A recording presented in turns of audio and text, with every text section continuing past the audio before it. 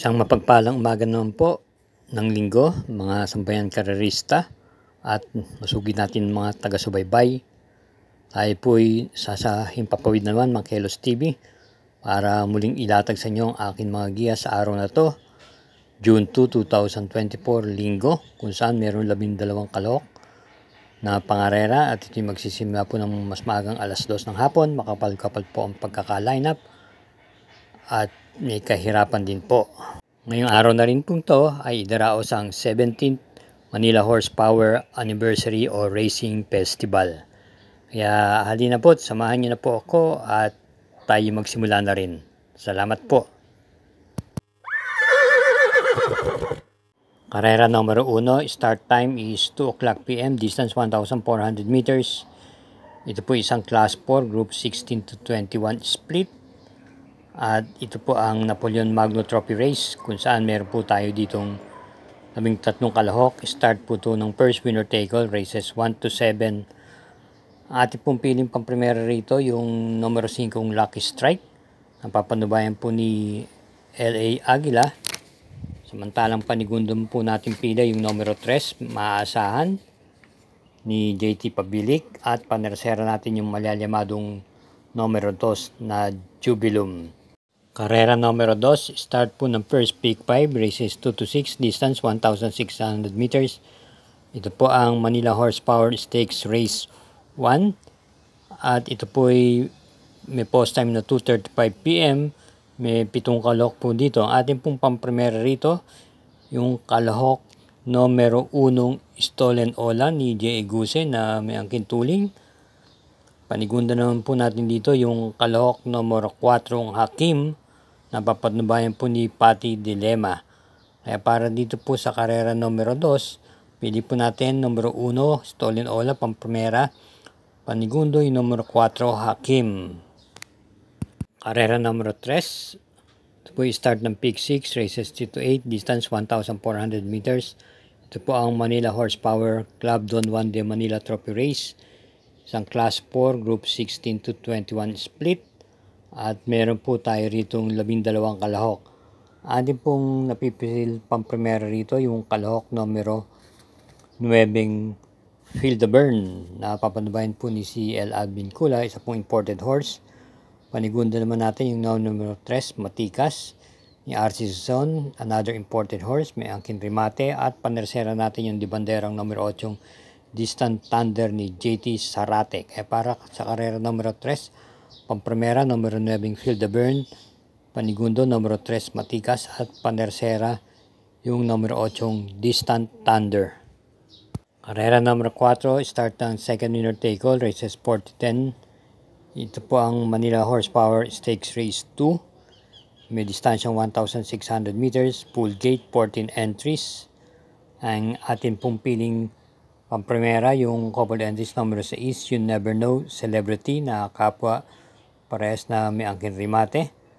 Atin naman pong panigundo rito yung numero 7 I'll Have Another ni A.R. Ramos, at isama po natin panersera yung numero 3 Rahabago ni J.M. Storke. Kaya para rito sa karera numero 4, pampremera yung couple entries numero 6 You Never Know Celebrity, panigundo numero 7 I'll Have Another, at panersera yung numero 3 Rahabago. Karera numero 5, ito po ang second pick 5, races 5 to 8, distance 1,800 meters. Ito po ang imported Dream Stakes Race kung saan meron tayong 6 na kalahok po dito. Atin pong napipisil pampremera yung kalahok numero 2 Daily Burn na papatubayin po ni JT Sarate. At bilang panigunda natin yung numero 5 Prime Factor ni JB Hernandez. Kaya para muli sa karera numero 5, pampremera numero 2 Daily Burn, panigunda yung numero 5 Prime Factor. Karera numero 6, ito po ang third winner take all, races 6 to 12, distansya 1,400 meters. Ito po ang Marho Trophy Race, isang class 4, group 16 to 21 split. May 12 kalahok dito. Ang ating napipiling pampremera rito, yung dramatic numero 10 Full Combat Order, napapanubayan po ni JB Ponce. Bilang panigunda natin yung numero 12 Agidaw ni MR Elios na ipipacing at pwedeng sumabay sa unahan. At panersera natin, isa pa rin derimating numero 6, Isla Puting Bato, na may dating po pagsapit po ng meta ni JT Pabilik. Kaya para sa karera numero 6, pampremera numero 10, Full Combat Order, Manigunda numero 12, Agidaw, at panersera numero 6, Isla Puting Bato. Bilang pagsupport po sa mga Kelos TV, huwag po natin makakalimot na mag-subscribe, paki-share, at gayon din po i-hit ang like button. Salamat po. Karera numero 7, second pick 6, races 7 to 12, distansya 1,000 meters. Ito po ang MMTCI Sprint Stakes Race for non-placers. At meron po tayong pool gate dito, 14 entries. Ang pili po natin pampremera, yung numero 5, Ivan, na renda ni Ancilonar, may angkin tuling. At bilang panigundo po natin yung numero 2 na Regal, na papatumbahan ni BJB Galleta. At panersera po natin numero 1, Keep the Jade, ni MP Cañete, na lately nagpapakita na rin po ito ng gilas sa kanyang mga takbo. Kaya para dito sa karera numero 7, pampremera numero 5, Ivan, panigundo yung numero 2, Regal, at panersera yung numero 1, Keep the Jade. Karera numero 8, third pick 5, races 8 to 12, distance 1,400 meters, isang class 4, group 22-27 split, ang Felicidario Sevilla Trophy Race, kung saan meron po tayong 10 kalahok dito. Ating pong pampremera rito yung numero 8, American Paria, na maganda po ang kinilos nito. Ito'y dumating po ito ng segunda sa isang takbo na itong nakaraan buwan ng Mayo, at muling renda ni LF De Jesus. Panigundo po natin dito yung numero 5, Israel, na nagpapakita po ng buti, at kagaling lang po nito sa panalo nito nung linggong ito. Ito po ipapanubayan ni JR De Ocampo. At dito nga sa karera 8, pampremera po natin yung numero 8, American Paria, at panigundo yung numero 5, Israel. Karera numero 9, start po ng pick 4, races 9 to 12, Francisco Maristela and Mark Ivan Cruz Trophy Race. Ito po may distansyang 1,400 meters, isang class 4, group 22-27 split. Meron po 10 kalahok dito. Ang ating pong pampremera yung kalahok numero 3 na Carmela Slab, papanubayan ni JT Sarate. Ito po ay nagpakita na rin ito ng buti. May angkin panalo itong buwan ng Mayo, at meron itong isang dating na tersera pwesto ng buwan naman ng Abril. Atin ang pong panigundo rito yung kalahok numero 1, Save My Savings, na rendan po ni J.A. Gusin, na may angkin bilis at pwedeng i-pacing. At bilang panersera, isama natin numero 6, Magandang Dilag, na sa huli rin po ng galing, isang ported horse ni JR De Ocampo. Kaya para sa karera numero 9, pampremera numero 3, Carmela Slab, panigundo numero 1, Save My Savings, at panersera numero 6, Magandang Dilag. Karera numero 10, may distansyang 1,400 meters, Andox and Doquito Burger Stakes Race.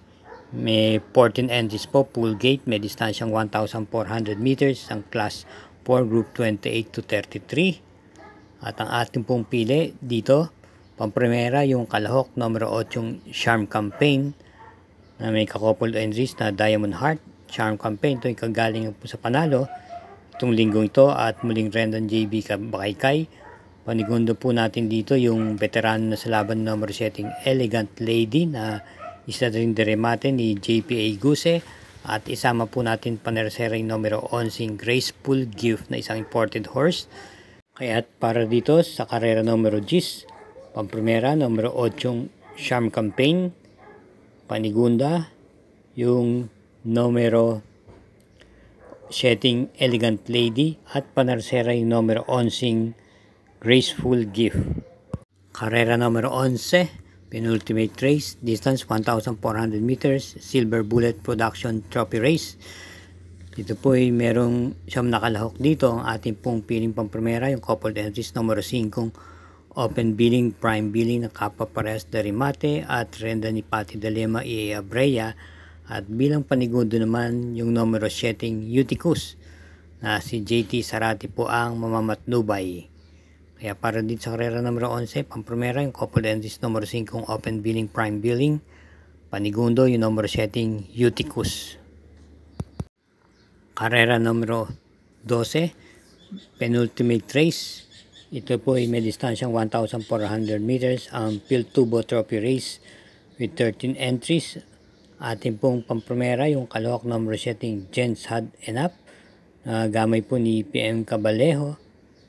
Ito po ay naipipacing at hindi po nawawala to sa datingan ng mga panlima at pang-anim. Parati pong naroon to.